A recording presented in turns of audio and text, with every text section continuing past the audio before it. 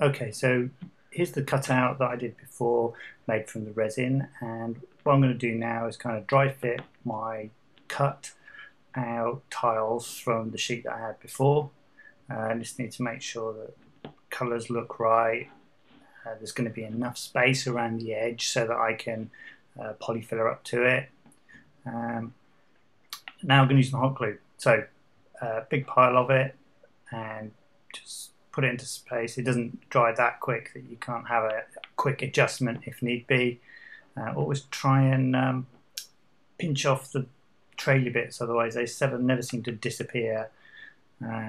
So the idea of this terrain again is to have some temple-y tile ruin effects that are going to be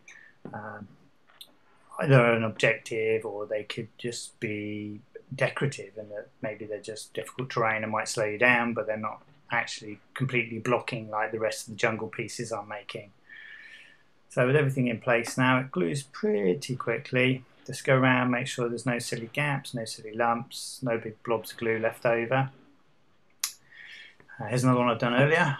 Again, just simple kind of positioning, and just kind of made sure there's a regular shape to it so it didn't look too square. This one is kind of a bit more Aztec-y. It's going to be a cenote in there, a kind of well, and I'll put some water effect in there. This is much bigger. You can definitely see a regiment sat on top of there. So now we're going to stick on some foliage, commercially available bits and pieces, and some of it's chopped up, some of it's not. And of course, you don't want things growing between it. It's a relic, it's a ruin.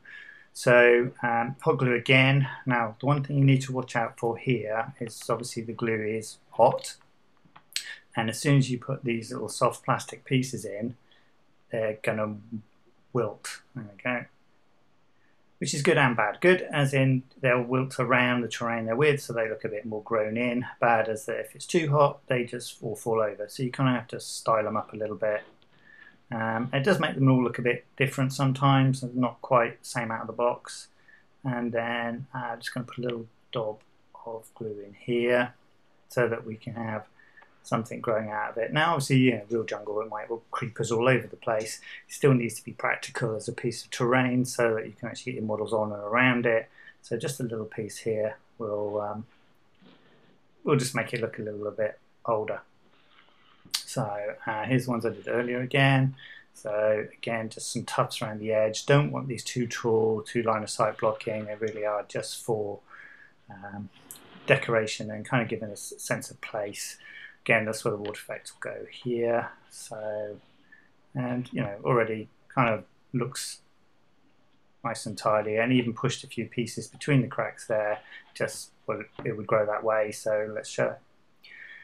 Okay, now it's all settled down, gone hard, sorted. This is my patented method of mixing up terrain goo. Tub of polyfiller, paint, and either silver sand or very fine sand. Mix it all together and you get this gloop. And using a very old and broken brush, just kind of daub it on.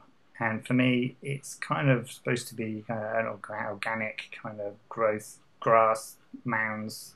So it doesn't have to be too pretty. I don't want it to be too smooth. And ultimately, I am going to be putting a wash on top of this. So here it is finished, and there'll be wash and flocking to do next, and also the water effects.